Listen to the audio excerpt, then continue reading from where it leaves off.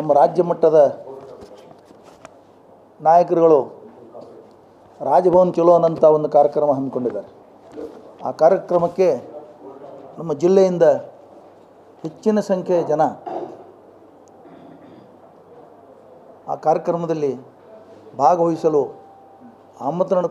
ಆಮಂತ್ರಿಸಬೇಕು ಮತ್ತು ಎಲ್ಲ ಏನು ರಾಜ್ಯಪಾಲರು ನಮ್ಮ ಮುಖ್ಯಮಂತ್ರಿಗಳ ಮೇಲೆ ಕ್ರಮ ಆಗಲಿ ಅಂಥೇಳಿ ಏನೋ ಒಂದು ಪ್ರಾಸಿಕ್ಯೂಷನ್ಗೆ ಅನುಮತಿ ಕೊಟ್ಟಿದ್ದಾರೆ. ಆ ಅನುಮತಿ ಕೊಟ್ಟಿದ್ದ ಪದ್ಧತಿ ಮತ್ತು ಅನುಮತಿ ಕಾನೂನುಬದ್ಧವಾಗಿ ಸಂವಿಧಾನಬದ್ಧವಾಗಿ ಇಲ್ಲ. ರಾಜ್ಯಪಾಲರು ಅನ್ಯಾಯ ಮಾಡಿದ್ದಾರೆ. ರಾಜ್ಯಪಾಲರನ್ನು ಕೇಂದ್ರ ಸರ್ಕಾರ ಹಿಂದಕ್ಕೆ ತಗೋಬೇಕು ಅಂಥೇಳಿ ಅವತ್ತೊಂದು ದಿವಸ ರಾಜಭವನ ಚಲೋ ಹೋಗ್ತಾಯಿದ್ದೀವಿ. ಈಗಾಗಲೇ ಆ ಮನವಿ ಪತ್ರವನ್ನು ನಾನು ತಮ್ಮೆಲ್ಲರಿಗೆ ಮುಟ್ಟಿಸಿದ್ದೇನೆ. ಪ್ರಾಸಿಕ್ಯೂಷನ್ಗೆ ಅನುಮತಿ ಕೊಟ್ಟಿದ್ದನ್ನು ಕೇವಲ ಕಾಂಗ್ರೆಸ್ ನಾಯಕರುಗಳು 5 ನಾಯಕರುಗಳು ಅಷ್ಟೇ ಅಲ್ಲ, ಅದನ್ನು ತಪ್ಪಾಗಿದೆ ಅಂತ ಹೇಳೋರು. ಈ ರಾಜ್ಯದ 2 ಮಾಜಿ ಅಡ್ವೊಕೇಟ್ ಜನರಲ್, ಅದು BJP ಸರ್ಕಾರದಲ್ಲಿದ್ದಂಥ 2 ಮಾಜಿ ಅಡ್ವೊಕೇಟ್ ಜನರಲ್ಗಳು ಅದು ತಪ್ಪು ಅಂತ ಹೇಳಿದ್ದಾರೆ. ಒಬ್ಬರು ಹಿರಿಯರಾದ BV ಆಚಾರ್ಯ ಅವರು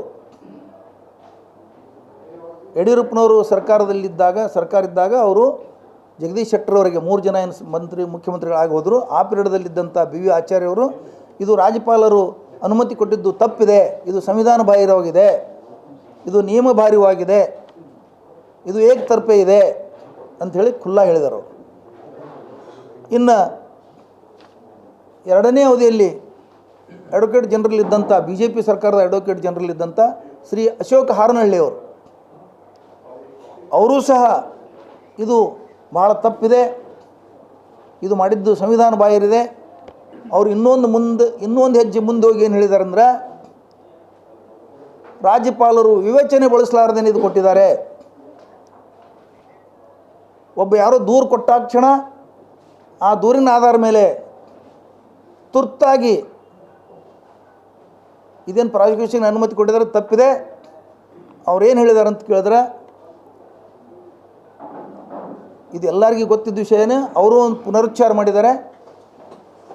ರಾಜ್ಯಪಾಲರು ದೂರು ಸ್ವೀಕರಿಸಿದ ಮೇಲೆ ಆ ದೂರಿನ ಜೊತೆ ಯಾರಾದರೂ ಒಂದು ಪೊಲೀಸ್ ಅಧಿಕಾರಿಯ ತನಿಖಾ ವರದಿ ಇದ್ದರೆ ಮಾತ್ರ ಅದು ಅವರಿಗೆ ವಿವರಣೆ ಕೇಳಬೇಕಾಗ್ತದೆ. ಮುಖ್ಯಮಂತ್ರಿಗಳಿಗೆ ಯಾವುದೇ ಮಂತ್ರಿಗಾಗಲಿ ವಿವರಣೆ ಕೇಳಿದ ಮೇಲೆ, ವಿವರಣೆ ಬಂದ ಮೇಲೆ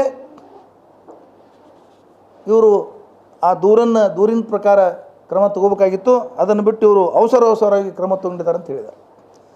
ಇದೇನು ತೋರಿಸ್ತದೆ ಅಂತ ಹೇಳಿದ್ರೆ, ಇವರಿಬ್ಬರು ಹೇಳಿದ್ದು, ಅಡ್ವೊಕೇಟ್ ಜನರಲ್ಗಳು ಹೇಳಿದ್ದು, ರಾಜ್ಯಪಾಲರು ಕೇಂದ್ರ ಸರ್ಕಾರದ BJPಯ JDSನವರ ಕೈಗೊಂಬೆಯಾಗಿ ಇವರು ತುರ್ತಾಗಿ ಒಂದು ಸಂವಿಧಾನಬದ್ಧವಾಗಿ ರಾಜ್ಯದ ಸಮಸ್ತ ಜನ 6.5 ಕೋಟಿ ಜನ ಏನು ಚುನಾಯಿತ ಸರ್ಕಾರ ಮಾಡಿದ್ದಾರೆ. ಸಿದ್ದರಾಮಯ್ಯನವ್ರದ್ದು ಒಬ್ಬ ಒಳ್ಳೆಯ ಪ್ರಾಮಾಣಿಕ ಮತ್ತು ಜನಪರ ಮುಖ್ಯಮಂತ್ರಿ. ಅಂಥ ಸರ್ಕಾರ ಅಸ್ಥಿರಗೊಳಿಸಬೇಕು, ಸರ್ಕಾರವನ್ನು ತೆಗಿಬೇಕಂತ ಏನು ಮಾಡಿದ್ದಾರೆ.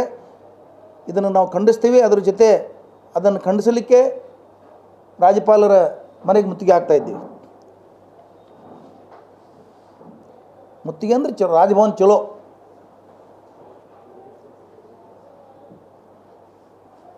ಅಬ್ರಾಹ್ಮನ್ ಅಂತ ಒಬ್ಬ ವ್ಯಕ್ತಿ ರಾಜ್ಯಪಾಲರಿಗೆ ದೂರು ನೀಡಿದ ಮೇಲೆ 200 ಪುಟಗಳ ದೂರು ಅದು.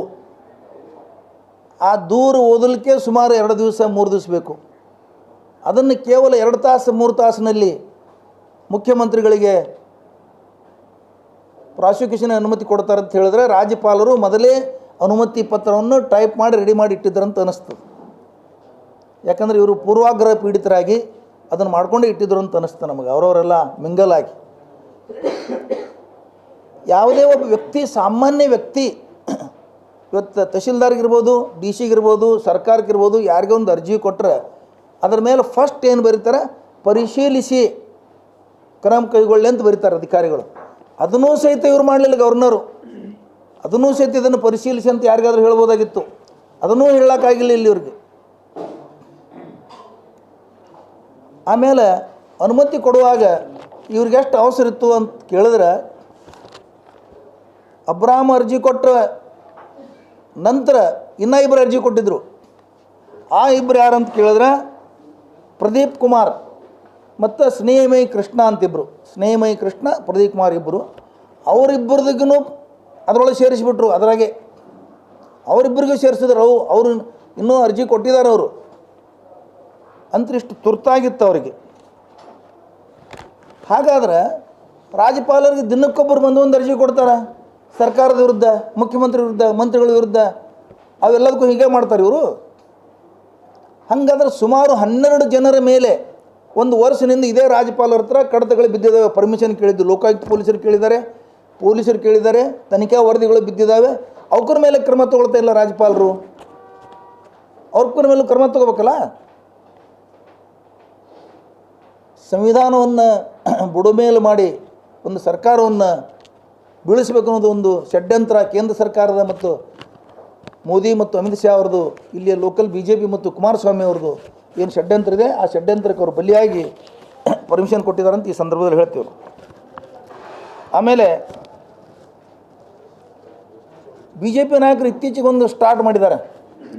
ರಾಜ್ಯಪಾಲರು ಜಾತಿ ಹೇಳ್ತಾ ಇದ್ದಾರೆ, ಅವರು ದಲಿತರಿದ್ದಾರೆ ಅಂತ ಹೇಳಿ ಇತ್ತೀಚೆಗೆ ಚಾಲೂ ಮಾಡಿದ್ದಾರೆ. ಮನುಷ್ಯ ಯಾವಾಗ ಜಾತಿ ಬಳಸ್ಕೋತಾನಂದ್ರೆ ಹತಾಶೆಯಾಗಿ ಸೋಲನ್ನು ಒಪ್ಕೊಂಡಂಗೆ. ಅದು ಜಾತಿ ಹೇಳಿದ್ರೆ ಯಾವಾಗ ಜಾತಿ ಸಪೋರ್ಟಿಗೆ ತೊಗೋತಾನಂತ ಕೇಳಿದ್ರೆ ಅವನು ಸೋಲಿನ ಹಂತದಲ್ಲಿದ್ದಾನೆ, ಅವನು ಕೊನೆಯ ಹಂತದಲ್ಲಿದ್ದಾನೆ. ಅವಾಗ ಅವ ತೊಗೋತಾನೆ, ನನಗೆ ಅನ್ಯಾಯ ಆಗಿದೆನೋ ಆ ಜಾತಿ ಅಂಥೇಳಿ. ಅದೇ ಥರ BJP ಅವರು ಇವತ್ತು ರಾಜ್ಯಪಾಲರ ಜಾತಿಯನ್ನು ಇವರು ಬಳಸ್ಕೊಂಡು ಅದನ್ನು ಸಮರ್ಥನೆ ಮಾಡ್ಕೊಳ್ಳೋಕೆ ಹೊರಟಿದ್ದಾರೆ. ಇದಕ್ಕಿಂತಲೂ ನಾಚಿಕೆಗೇಡಿನ ಮಾನ ಮರ್ಯಾದೆ ವಿಷಯ ಯಾವುದೂ ಅಲ್ಲ ಅಂತ ಈ ಸಂದರ್ಭದಲ್ಲಿ ಹೇಳ್ತೀನಿ ನಾನು. ಯಾಕಂದರೆ ಎಲ್ಲ ಬಿಟ್ಟು ಜಾತಿ ಬಂದು ನಿಂತಾರಂದ್ರೆ ಇದು ಭಾಳ ಅಸಹ್ಯಕರ. ಆಮೇಲೆ ನೀವು ಜಾತಿ ಹೇಳೋರು, ಸಿದ್ದರಾಮಯ್ಯಗೂ ಒಂದು ಜಾತಿ ಇದೆ, ಹಿಂದುಳಿದರ ಜಾತಿಯವರು ಇದ್ದಾರೆ. ಹಂಗಾರೆ ನೀವು ಸಿದ್ದರಾಮಯ್ಯವ್ರಿಗೆ ಜಾತಿ ಬಗ್ಗೆ ಟಾರ್ಗೆಟ್ ಮಾಡಿದ್ದೀರಾ? ನೀವು ರಾಜ್ಯದ ಕುರುಬರಿಗೆ ವಿರುದ್ಧ ಮಾಡೋಕಂತ ಮಾಡಿದ್ದೀರಾ? ಅಹಿಂದ ವರ್ಗದ ಜನರಿಗೆ ವಿರುದ್ಧ ಮಾಡೋಕ್ಕಂತ ಮಾಡಿದ್ದೀರಾ? ಹಂಗಾರೆ ಸಿದ್ದರಾಮಯ್ಯಗೊಂದು ಜಾತಿ ಇದೆಯಲ್ಲ, ಅವ್ರಿಗೆ ಯಾಕೆ ವಿರುದ್ಧ ಮಾಡ್ತಾಯಿದ್ದೀರಿ ನೀವು? ಈಗ ನಾವು ಕೇಳಬೇಕಾಗ್ತದೆ. ಈಗ ನಮಗದ್ರ ಅವಶ್ಯಕತೆ ಇಲ್ಲ. ನೀವು ಕೇಳಿದಕ್ಕೆ ನಾವು ಉತ್ತರ ಕೇಳಬೇಕಾಗ್ತದೆ. ಈ ಥರ ಮಾಡ್ತೀರಾ? ಜಾತಿಯ ತೊಗೋಬಾರ್ದು. ನಿನ್ನೇನು ಸುಪ್ರೀಂ ಕೋರ್ಟ್ ಚಾಟಿ ಬೀಸಿದ ಎಲ್ಲರಿಗೆ ಯಾರು ಜಾತಿ ರಾಜಕಾರಣ ಮಾಡಬಾರ್ದು ಅಂಥೇಳಿ. ನೀವು ಸುಪ್ರೀಂ ಕೋರ್ಟ್ ಆದೇಶವೂ ನಿಮಗೆ ಖಬರಿಲ್ಲ, ಸಂವಿಧಾನವೂ ಖಬರಿಲ್ಲ, ನಿಮ್ಗೆ ಯಾವುದ್ರ ಬಗ್ಗೆ ಪ್ರಜ್ಞೆನೇ ಇಲ್ಲ. ನಿಮಗೆ ಕೇವಲ ಅಧಿಕಾರ ಹಣ. ಆಮೇಲೆ ಕುಮಾರಸ್ವಾಮಿಯವರು ಈ ರಾಜ್ಯದಲ್ಲಿ 2 ಸಲ ಮುಖ್ಯಮಂತ್ರಿ ಆದವರು, ಇವತ್ತು ಕೇಂದ್ರ ಸರ್ಕಾರದಲ್ಲಿ ಮಂತ್ರಿ ಇದ್ದವರು, ಅವರಂತೂ ಎಲ್ಲ ಬಿಟ್ಟು ನಿಂತಾರೆ. ಇವತ್ತು ಏನಾಗ್ಯದ ಅಂತ ಕೇಳಿದ್ರೆ, ನಾನು ಸಹಿನೇ ಮಾಡಿಲ್ಲ, ಯಾರೋ ನನ್ನ ಸಹಿ ಮಾಡ್ಯಾರ. ಇದಕ್ಕೆ ಎಂಥ ನಾಚಿಕೆಗೇಡಿನ ವಿಷಯ ರೀ ಇದು. ಒಬ್ಬ ಮುಖ್ಯಮಂತ್ರಿ ಸಹಿ ಯಾರೋ ಮಾಡ್ತಾರಂತ ಕೇಳಿದ್ರೆ ಈ ರಾಜ್ಯದ ಜನತೆಗೆ ಅವಮಾನ. ಈ ರಾಜ್ಯದ ಒಂದು ಜನತೆಗೆ ಅವಮಾನ. ಇಂಥವ್ರಿಗೆ ನಾವು ಮುಖ್ಯಮಂತ್ರಿ ಮಾಡಿದ್ದೇವಲ್ಲಪ್ಪ ಅನ್ನೋದಂಥ ಒಂದು ಅವಮಾನ. ಒಬ್ಬ ಮುಖ್ಯಮಂತ್ರಿ ಆದವ್ರು ಹೇಳುದ, ಕೇಂದ್ರ ಮಂತ್ರಿಗಳಾದವ್ರು ಹೇಳುದ, ಈ ರಾಜ್ಯವನ್ನು ಮುನ್ನಡೆಸ್ತೀವಿ ಅಂತ ಏನು ಓಡಾಡ್ತೀರಿ, ಇವ್ರು ಹೇಳೋದು ಮಾತಾ ನನ್ನ ಸಹಿ ಡೂಪ್ಲಿಕೇಟ್ ಮಾಡಿದ್ದಾರೆ ಯಾರೋ. ನೀವು ಏನು ಮಾಡ್ತಿದ್ರಿ? ನಿಮ್ಮ ಸಹಿ ಡೂಪ್ಲಿಕೇಟ್ ಮಾಡೋದು 10 ವರ್ಷಗಟ್ಟಲೆ ಏನು ಮಾಡ್ತಿದ್ರಿ? ಅದು ಕಡತ ಎಲ್ಲಿ ಹೋಯಿತು? ನಿಮ್ಮ ಅಧಿಕಾರಿಗಳು ಏನು ಮಾಡ್ತಿದ್ರು? ಹಂಗಾರೆ ಯಾರು ಡೂಪ್ಲಿಕೇಟ್ ಮನುಷ್ಯ ಬಂದು ಪರ್ಮಿಷನ್ ಕೇಳಿದ ಕೂಡಲೇ ಕೊಟ್ರಂದಂಗೆ ಆಯ್ತಲ್ಲ, ನಿಮ್ಮ ಸಹಿ ಮಾಡಿ ಕೊಟ್ರಂದಂಗೆ ಆಯ್ತಲ್ಲ. 10 ವರ್ಷಗಟ್ಟಲೆ ಏನು ಮಾಡಿದ್ರಿ? ಇವತ್ತು ನೀವು ಹೇಳ್ತೀರಿ, ನಿನ್ನೆ ದಿವಸ ಪೊಲೀಸರು ಫಾರೆನ್ಸಿಕ್ ಲ್ಯಾಬಿಗೆ ಕಳಿಸಿ ಅವ್ರ ಸಹಿಯನ್ನು ದೃಢಪಡಿಸಿದ್ದಾರೆ. ಅಂದರೆ ಕುಮಾರಸ್ವಾಮಿಯವರು ಸುಳ್ಳು ಹೇಳಿಕೆ ಕೊಡ್ತಾ ಇದ್ದಾರೆ ತಮ್ಮ ತಪ್ಪನ್ನು ಮುಚ್ಕೊಳ್ಳಿಕ್ಕೆ. 550 ಎಕರೆ ಸ್ಯಾಂಕ್ಷನ್ ಮಾಡಿದಿರಿ ನೀವು. ನೋಂದಣಿ ಇರಲಾರ್ದ ಕಂಪ್ನಿ ಕೊಟ್ಟಿದ್ರಿ. ಯಾವುದೋ ಕಂಪ್ನಿ, ಯಾವನೋ ದಾರಿಗೆ ಹೋಗೋ ಬಂದು ಅರ್ಜಿ ಕೊಟ್ಟಿದ್ದ ನಿಮಗೊಂದು ಕಂಪ್ನಿ ಇದೆ ಅಂಥೇಳಿ. ಸಿದ್ದರಾಮಯ್ಯನವ್ರ ಪತ್ನಿ ಭೂಮಿ ಕೊಟ್ಟು ಪ್ಲಾಟ್ ತೊಗೊಂಡಿದ್ದಕ್ಕೆ ಇಷ್ಟು ಟಾಮ್ ಬಡ್ಕೊಡ್ತು ಓಡಾಡ್ತಾ ಇದ್ರಿ, ಬಾಯ್ ಬಡ್ಕೊಂಡು ಓಡಾಡ್ತಾ ಇದ್ರಿ. ಆದರೆ 550 ಎಕರೆ ಸರ್ಕಾರಿ ಜಮೀನು ಕೊಡುವಾಗ ನಿಮಗೆ ಪಾಪ ಪ್ರಜ್ಞೆ ಕಾಡಲಿಲ್ಲ, ಕಾನೂನಿನ ನಾಲೆಜ್ ಇರಲಿಲ್ಲ. ಯಾವನೋ ಆ ಕಂಪ್ನಿಯಲ್ಲಿದು ಹಿನ್ನೆಲೆ ಒಂದು ಸಣ್ಣದು ಎತ್ತ ಆಕಳ ಏನು ಖರೀದಿ ಮಾಡ್ಲಿಕ್ಕೆ ಹೋಗ್ಬೇಕಾದ್ರೆ ಅದ್ರ ಕಿವಿ ಸುಳಿ ಬಾಲ ಕಾಲ ನೋಡ್ತಾರೆ ಜನ. ನೀವು 550 ಎಕರೆ ಕೊಡಬೇಕಾದ್ರೆ ಆ ಕಂಪ್ನಿ ಏನು, ಅದ್ರ ಹಿನ್ನೆಲೆ ಏನು, ಅದರ ಪರ್ಫಾರ್ಮೆನ್ಸ್ ಏನು, ಅದರ ಅನುಭವ ಏನು, ಅದರಿಂದ ಸರ್ಕಾರಕ್ಕೆ ಏನು ಲಾಭ ಇದೆ, ಇದು ತಿಳ್ಕೊಳಕ್ಕಾಗಲಿ ನಿಮಗೆ. ಹಾಗಿದ್ರೆ ನೀವು ಈ ರಾಜ್ಯದಲ್ಲಿ, ಈ ರಾಷ್ಟ್ರದಲ್ಲಿ ಅಧಿಕಾರದಲ್ಲಿ ಇರಲಿಕ್ಕೆ ಲಾಯಕ್ಕಿಲ್ಲ. ಆಮೇಲೆ BJP ಅವರು ಮತ್ತು ಕುಮಾರಸ್ವಾಮಿಯವರು ವೈಟ್ನರ್ ಹಚ್ಚಿದ್ದಾರೆ ಅಂಥೇಳಿ ಬಾಯ್ ಬಡ್ಕೊಂಡು ಓಡಾಡ್ತಾ ಇದ್ದಾರೆ. ನಿಮಗೊಂದು ಪ್ರಶ್ನೆ ಕೇಳ್ತೀನಿ ನಾನು, ವೈಟ್ನರ್ ಯಾರು ಹಚ್ತಾರೆ? ಯಾವ ಒಂದು ಅರ್ಜಿ ಕೊಡ್ತಾನೆ, ಯಾವ ಒಂದು ವಿನಂತಿ ಮಾಡ್ತಾನೆ, ಅವನು ತನ್ನ ಅರ್ಜಿಗೆ ವೈಟ್ನರ್ ಹಚ್ಚಿರ್ಬೋದು. ಎದಕ್ಕೆ ಹಚ್ತಾರೆ? ಹಿಂದಕ್ಕೆ ವೈಟ್ನರ್ ಇರಲಿಲ್ಲ, ಕಾಟ್ ಹೊಡಿತಿದ್ರು. ಈಗ ವೈಟ್ನರ್ ಬಂದಿದೆ, ಸೈನ್ಸ್ ಬೆಳೆದಿದೆ. ಎಲ್ಲಿ ತನಗೆ ಬೇಡಾಗಿದ್ದು ವರ್ಡ್ ಇದೆ, ಶಬ್ದ ಇದೆ, ವಾಕ್ಯ ಇದೆ, ಅದು ತೆಗೆದು ಮತ್ತೊಂದು ವಾಕ್ಯ ಬರೀತಾನೆ. ಇಲ್ಲಿದ್ದವರು ನೀವು ವೈಟ್ನರ್ ಹಚ್ಚಿದವ್ರೆ, ನಾವು ವೈಟ್ನರ್ ಹಚ್ಚಿದವ್ರೆ. ಎಲ್ಲರ ಮನೆಯಲ್ಲಿ ಎಲ್ಲರ ಆಫೀಸ್ಗಳಲ್ಲಿ ವೈಟ್ನರ್ ಇದ್ದಾವೆ. ಹಾಗಾದ್ರೆ ಆಫೀಸ್ಗಳಲ್ಲಿ ವೈಟ್ನರ್ ಯಾಕೆ ಇಡ್ತೀರಿ? ತಪ್ಪಾದಲ್ಲಿ ತಿದ್ದುಕೊಳ್ಳೋಕೆ ಅದು ವೈಟ್ನರ್ ಇರೋದು. ಇವತ್ತು ಸಿದ್ದರಾಮಯ್ಯವ್ರ ಪತ್ನಿ ಅರ್ಜಿ ಕೊಟ್ಟಾಗ ಅದು ಆವಾಗಿನ ಕಾಲದಾಗ ವೈಟ್ನರ್ ಬಂದಿತ್ತು. ಅದೇ ಮೊದಲು ಕಾಟೆ ಹೊಡ್ತಿದ್ದೆವು ನಾವೆಲ್ಲರೂ. ಅದಕ್ಕೆ ವೈಟ್ನರ್ ಹಚ್ಚಿದ ಕೂಡಲೇ ಅದು ಅಪರಾಧ ಆಗಲಿಲ್ಲ. ವೈಟ್ನರ್ ಹಚ್ಚಿದ್ದಾರೆ. ವೈಟ್ನರ್ ಕೆಳಗಡೆ ಏನಿದೆ? ನಿಮ್ಮ ಬ್ಲ್ಯಾಕ್ ಕೆಳಗಡೆ ಏನಿದೆ ನೋಡ್ಕೊಡ್ರಿ. ವೈಟ್ನರ್ ಆಮೇಲೆ ನೋಡಕತ್ತೀರಿ. ಇವತ್ತು ನಿಮ್ಮ ಮುಖಕ್ಕೆ ಕಪ್ಪು ಮಸಿ ಬಳ್ಕೊಂಡಿದೆ, ಅದನ್ನು ನೋಡ್ಕೊರಿ ಮೊದಲು ನೀವು. ಆ ವೈಟ್ನರ್ ಹಚ್ಚಿದ ಅರ್ಜಿ ಮೇಲೆ ಯಾವುದೇ ಕ್ರಮನೇ ಆಗಿಲ್ಲ. ಆಮೇಲೆ ಸುಮಾರು 12 ವರ್ಷಗಳ ನಂತರ ಮತ್ತೊಂದು ಅರ್ಜಿ ಕೊಡ್ತಾರೆ ಅವರು, ನಮ್ಮ ಜಮೀನು ತೊಗೊಂಡಿದ್ದೀರಿ, ಪ್ಲಾಟ್ ಕೊಡುತ್ತೆ ಹೇಳಿ. ಅದರ ಮೇಲೆ ಕ್ರಮ ಆಗಿದೆ. ಅದು ಬಸವರಾಜ ಬೊಮ್ಮಾಯಿಯವರು ಮುಖ್ಯಮಂತ್ರಿ ಇದ್ದಾಗ, BJP ಸರ್ಕಾರ ಇದ್ದಾಗ, ಮೂಡಾದಲ್ಲಿ BJP ಆಡಳಿತ ಇದ್ದಾಗ ನಿಮಗೆ ಅದು ಅರ್ಜಿ ಕೊಟ್ಟಿದ್ದಾರೆ. ಅದ್ರ ಪ್ರಕಾರ ನೀವು ಕ್ರಮ ತೊಗೊಂಡಿದ್ದೀರಿ. ಇವತ್ತು ಏನ್ರಿ ಇದು ಆಗಿದ್ದರೆ ಬಸವರಾಜ ಬೊಮ್ಮಾಯಿಯವರು ಸರ್ಕಾರದಲ್ಲಿ ಆಗಿದೆ. ಅವರು ಇವತ್ತು ಅಪರಾಧಿ ಸ್ಥಾನದಾಗ ನಿಲ್ಲಬೇಕು ಹೊರತಾಗಿ ಸಿದ್ದರಾಮಯ್ಯನವರು ಮತ್ತು ಸಿದ್ದರಾಮಯ್ಯವರು ಸರ್ಕಾರ ಅಲ್ಲ. ಇದಕ್ಕೆಲ್ಲ ಕೇಂದ್ರ ಸರ್ಕಾರ ಒಂದು ಉತ್ತಮ ಸರ್ಕಾರ ನಡೆಯೋಕ್ಕೆ ಬಿಡಬಾರ್ದು. ಹೆಂಗಾರು ಮಾಡಿ ಹಿಂಬಾಗಿಲಿನಿಂದ ಅಧಿಕಾರ ಹಿಡಿಬೇಕು. ಈ ರಾಜ್ಯದಲ್ಲಿ ಯಾವತ್ತೂ ಅವರು ಬಹುಮತದಿಂದ BJP ಆಡಳಿತ ನಡೆಸಿದ್ದು ಉದಾಹರಣೆನೇ ಇಲ್ಲ, ಸಾಕ್ಷಿನೂ ಇಲ್ಲ. ಅವ್ರು ಯಾವಾಗಲೂ ಹಿಂಬಾಗಿಲಿನಿಂದನೇ ಸರ್ಕಾರ ಹಿಡ್ಕೊಳ್ಳೋ ಚಟ ಇದೆ. ಈ ಸಲ ಅದೇ ಮಾಡ್ಬೇಕಂತ ಹೇಳಿ ಅವ್ರು ಹೊರಟಿದ್ದಾರೆ. ಅದು ಈ ಸಲ ಸಾಧ್ಯ ಇಲ್ಲ ಅಂತ BJPಯವರಿಗೆ ಡಂಗುರವಾಗಿ ಹೇಳ್ತೀನಿ ನಾನು ಇವತ್ತು. ಯಾಕಂತ ಕೇಳಿದ್ರೆ 136 ಜನ ಗಟ್ಟಿಯಾಗಿ ಇವತ್ತು ಸಿದ್ದರಾಮಯ್ಯನವ್ರ ಹಿಂದೆ ಶಾಸಕರಿದ್ದಾರೆ, ಇಡೀ ಸಂಪುಟಿದೆ, ಇಡೀ ಹೈಕಮಾಂಡ್ ಇದೆ. ಅವರೆಲ್ಲರೂ ಯಾವುದೇ ತಪ್ಪು ಮಾಡಿಲ್ಲ. ಸಿದ್ದರಾಮಯ್ಯ 40 ವರ್ಷದ ಒಂದು ಪ್ರಾಮಾಣಿಕ ರಾಜಕಾರಣದ ಜೀವನದಲ್ಲಿ ಯಾವುದೇ ತಪ್ಪು ಮಾಡಿಲ್ಲ ಅವರು. ಇವತ್ತು ಅದರ ಅವಶ್ಯಕತೆ ಅವ್ರಿಗಿಲ್ಲ. ಅದನ್ನು ಈ ಸಲ ನಾವು ಗಂಭೀರವಾಗಿ ಹೇಳ್ತಾ ಇದ್ದೀವಿ. ಇನ್ನು ಮುಂದೆ ನಮ್ಮ ಡಾಕ್ಟರ್ ರವಿ ಬರದಾರ್ ಅವರು ಒಂದೆರಡು ಮಾತು ಹೇಳ್ತಾರೆ. ಈಗಾಗಲೇ ಎಲ್ಲ ವಿಷಯ ರಾಜ್ಯಪಾಲರ ದಲಿತರತ್ತೆ ಯಾರಿಗೂ ಗೊತ್ತಿರಲಿಲ್ಲ, ಕಾಂಗ್ರೆಸ್ನವ್ರಿಗೂ ಗೊತ್ತಿರಲಿಲ್ಲ, ಯಾರಿಗೂ ಗೊತ್ತಿರಲಿಲ್ಲ. ಈ BJP ಅವರೇ ಹೇಳಿದ್ದು, ಯಾರ ಜಾತಿನೂ ನೋಡ್ಕೊತ ಹೋಗಿಲ್ಲ ನಮ್ಮ ಕಾಂಗ್ರೆಸ್ದವ್ರು. ಅವ್ರಿಗೆ ಜಾತಿ ನೋಡೋ ಚಟ ಅವರು BJP ಅವ್ರಿಗೆ ಬರೀ ಜಾತಿ ನೋಡುವಂಥ ಅವ್ರದ್ದು ಒಂದು ಚಟ ಐತಿ. ಅದಕ್ಕೆ ಇಡೀ ಕರ್ನಾಟಕಕ್ಕಾಗಲಿ ಯಾರಿಗಾಗಲಿ ಇವರು ತಾವರ್ಚಂದ್ ಗೆಹ್ಲೋಟ್ ಸನ್ಮಾನ್ಯ ರಾಜ್ಯಪಾಲರು ದಲಿತರತ್ತೆ ಯಾರಿಗೂ ಗೊತ್ತಿರಲಿಲ್ಲ. ಏನು ಒಂದು ಕಾನೂನಿನ ಪ್ರಕಾರ ಅವರು ಏನು ಕೊಟ್ಟಿಲ್ಲ, ಸಂವಿಧಾನ ಪ್ರಕಾರ ಏನು ಅವರು ನಡ್ಕೊಂಡಿಲ್ಲ ಅಂಥೇಳಿ ಅವ್ರ ವಿರುದ್ಧ ಸಂವಿಧಾನವಾಗಿ ನಾವು ಒಂದು ಹೋರಾಟ ಮಾಡ್ತಾ ಇದ್ದೀವಿ ಹೊರತಾಗಿ ಇಲ್ಲಿ ಜಾತಿ ಧರ್ಮ ಇವು ತಂದುಕೆಂದ ಗಲಾಟೆ ಮಾಡ್ತಕ್ಕಂಥದ್ದು ಇಂಥ ಕೊನೆಯ ಅಸ್ತ್ರ. ಇವರೇನು ಹತಾಶೆ ಆಗಿದ್ದಾರೆ, ಇವರ ಕೊನೆಯ ಅಸ್ತ್ರನೇ ಈ ಥರ ಒಂದು ಏನಾದರೂ ಅವ್ರಿಗೆ ಉತ್ತರನೇ ಇಲ್ಲ. ಅವರಿಗೆ ರಾಜ್ಯಪಾಲರು ಯಾಕೆ ಪ್ರಾಸಿಕ್ಯೂಷನ್ ಕೊಟ್ಟಿದ್ದಾರೆ ಅಂತೇಳಿ ಕೇಳಿದ್ರೆ, ಎಲ್ಲಿ ಕೇಳಿದ್ರು ಕೂಡ ಕಾರಣಗಳನ್ನು ಕೊಟ್ಟಿಲ್ಲ. ಅವರು ಕಾರಣ ಕೊಟ್ಟಿಲ್ಲ ಸಿದ್ದರಾಮಯ್ಯನವ್ರ ಬಗ್ಗೆ. ಯಾಕಂದರೆ ಸಿದ್ದರಾಮಯ್ಯನವರು ಯಾವುದೇ ಒಂದು ಸಣ್ಣ ಶಿಫಾರಸು ಲೆಟರ್ ಇಲ್ಲ, ಅವ್ರ ಅಧಿಕಾರಾವಧಿಯೊಳಗೆ ಆಗಿಲ್ಲ.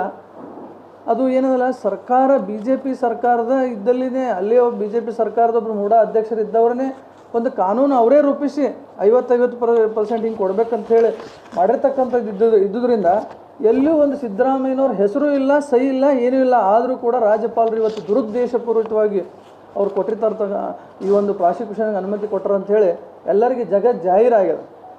ಇಂಥ ಒಂದು ವಿಚಾರದಲ್ಲಿ BJP ಹಾಗೂ ದೇವೇಗೌಡರು ನೋಡ್ರಿ, ದೇವೇಗೌಡರು ಹೋಗಿ ಅಮಿತ್ ಶಾ ಮೋದಿಯವ್ರನ್ನ ಭೇಟಿಯಾಗಿ ಬರ್ತಾರೆ, ಮತ್ತು ಕುಮಾರಸ್ವಾಮಿ ಅವ್ರು ಹೋಗಿ ಭೇಟಿಯಾಗಿ ಬರ್ತಾರೆ. ಇವನ್ ರಾಜ್ಯಪಾಲರು ಕೂಡ ದೆಹಲಿಯಿಂದ ಬಂದ ನಂತರನೇ ಈ ಒಂದು ಕಾರ್ಯಕ್ರಮ ಚಾಲೂ ಮಾಡ್ತಾರಂದ್ರೆ ಅದರ ಅರ್ಥ ಏನಪ್ಪ ಅಂತಂದ್ರೆ ಇದು ಎಲ್ಲ ಮೊದಲೇ ಎಲ್ಲ ಕುಕ್ ಮಾಡಿಟ್ಟಾರೆ. ಮೊದಲೇ ಸರ್ ಹೇಳ್ದಂಗೆ ಮೊದಲೇ ಎಲ್ಲ ಟೈಪ್ ಮಾಡಿಟ್ಟಾರೆ.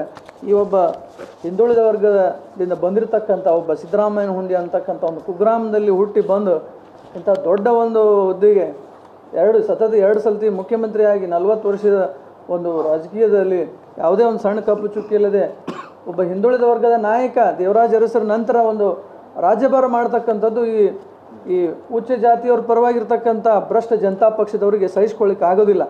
ಅವ್ರು ಹೆಂಗಾರ ಮಾಡಿ ಏನಾರು ಮಾಡಿ ಅವ್ರ ಮುಖಕ್ಕೆ ಮಸಿ ಅಥವಾ ಒಂದು ಏನೋ ಕಪ್ಪು ಚುಕ್ಕೆ ತರಬೇಕಂತೇಳಿ ಪ್ರಯತ್ನ ಮಾಡ್ತಾ ಇದ್ದಾರೆ. ಇದನ್ನು ವಿರೋಧಿಸಿ ನಮ್ಮ ಎಲ್ಲ ರಾಜ್ಯ ಮಟ್ಟದಿಂದ ಅಹಿಂದ ವರ್ಗದಿಂದ ಶೋಷಿತ ಸಮುದಾಯದ ಒಕ್ಕೂಟದಿಂದ ಇವತ್ತು ರಾಜಭವನ ಚಲೋ ಅಂತಕ್ಕಂಥದ್ದು ಎಲ್ಲ ವರ್ಗದವರು, ಎಲ್ಲ ವರ್ಗದವರು, ಅಹಿಂದ ವರ್ಗ ಅಷ್ಟೇ ಅಲ್ಲ. ನಾವು ಸಿದ್ದರಾಮಯ್ಯನವ್ರ ಬಗ್ಗೆ ಇನ್ನೊಂದು ಮಾತು ಹೇಳ್ಬೇಕಂದ್ರೆ, ಸಿದ್ದರಾಮಯ್ಯನವ್ರು ಅಹಿಂದ ವರ್ಗ ಅಂತ ನಾವು ಹೇಳ್ತೀವಿ, ಆದರೆ ಎಲ್ಲ ವರ್ಗದ ಪರವಾಗಿ ಅವರು ಕೆಲಸ ಮಾಡಿದ್ದಾರೆ. ಎಲ್ಲ ವರ್ಗದ, ಇವತ್ತು ಲಿಂಗಾಯತ ವಿಚಾರ ಮಾಡಿದ್ರೆ ಬಸವಣ್ಣವ್ರ ಬಗ್ಗೆ, ನೀವು ಬಸವಾದಿ ಶರಣರ ಬಗ್ಗೆ ಇವತ್ತು ಸಾಂಸ್ಕೃತಿಕ ನಾಯಕ ಅಂತ ಮಾಡಿದ್ರು, ಬೇರೆ ಬೇರೆ ವಿಚಾರಗಳನ್ನು ಇವತ್ತು ಪ್ರತಿಯೊಂದು ಕಚೇರಿಗಳಲ್ಲಿ ಬಸವಣ್ಣನವರ ಒಂದು ಭಾವಚಿತ್ರ ಹಾಕ್ಬೇಕಂತ ಹೇಳಿದರು. ಇವತ್ತು ಯಾರು ಲಿಂಗಾಯತ ಮುಖ್ಯಮಂತ್ರಿಗಳು ಯಾರಿದ್ದರು, ಮೊದಲು ಹಿಂದೆ ಯಾರಿದ್ದಾರಲ್ಲ, ಅವ್ರು ಯಾರೂ ಕೂಡ ಈ ಬಸವಣ್ಣವ್ರ ಬಗ್ಗೆ ಕೆಲಸ ಮಾಡಿದಷ್ಟು ಸಿದ್ದರಾಮಯ್ಯನವ್ರದ್ದು ಮಾಡಿದಷ್ಟು ಯಾರೂ ಲಿಂಗಾಯತ ಮುಖ್ಯಮಂತ್ರಿಗಳು ಅನಿಸ್ಕೊಂಡವ್ರು ಯಾರೂ ಮಾಡಿಲ್ಲ. ಹಾಗಾಗಿ ಅಷ್ಟೇ ಅಲ್ಲ, ಇವತ್ತು ನಾವು ಬ್ರಾಹ್ಮಣರ ಅರ್ಚಕರಿಗೆ ಕೂಡ ಒಂದು ಸಹಾಯಧನವನ್ನು ಪ್ರಾರಂಭ ಮಾಡಿದವರು, ಪ್ರತಿ ತಿಂಗಳು ಸಹಾಯಧನ ಪ್ರಾರಂಭ ಮಾಡಿದವರು ಸಿದ್ದರಾಮಯ್ಯನವರು. ಇವತ್ತಿಗೂ ಕೂಡ ಅವರು ನೆನೆಸ್ತಾರೆ ಸಿದ್ದರಾಮಯ್ಯನವ್ರನ್ನ. ಹಾಗಾಗಿ ಸಿದ್ದರಾಮಯ್ಯನವರು ಬರೀ ಕೇವಲ ಅಹಿಂದ ನಾಯಕರಲ್ಲ, ಇಡೀ ಸಮಾಜದ ನಾಯಕರಂತಕ್ಕಂಥ ಮಾತನ್ನು ನಾ ಈ ಸಂದರ್ಭದಲ್ಲಿ ಹೇಳಿ ಅವರಿಗೆ ಬೆಂಬಲ ಸೂಚಿಸಿ ನಾವೊಂದು ಕರೆ ಕೊಡ್ತಾ ಇದ್ದೇವೆ. ಬೆಂಗಳೂರಲ್ಲಿ 27ನೇ ತಾರೀಕಿಗೆ ಬಹಳಷ್ಟು ಜನ, ವಿಜಯಪುರದಿಂದ ಕೂಡ ಸಾಕಷ್ಟು ಜನ ಸಿದ್ದರಾಮಯ್ಯನವರ ಅಭಿಮಾನಿಗಳು, ಒಂದು ಪ್ರಜಾಪ್ರಭುತ್ವದ ವಾದಿಗಳು, ಪ್ರಜಾಪ್ರಭುತ್ವ ಪರವಾಗಿರ್ತಕ್ಕಂಥವ್ರು ಎಲ್ಲರೂ ಭಾಗವಹಿಸಬೇಕಂತ ಹೇಳಿ ನಾವು ಮನವಿ ಮಾಡ್ತೇವೆ. जुड़े रहिएगा आपके अपने चैनल बीजापुर समय के साथ।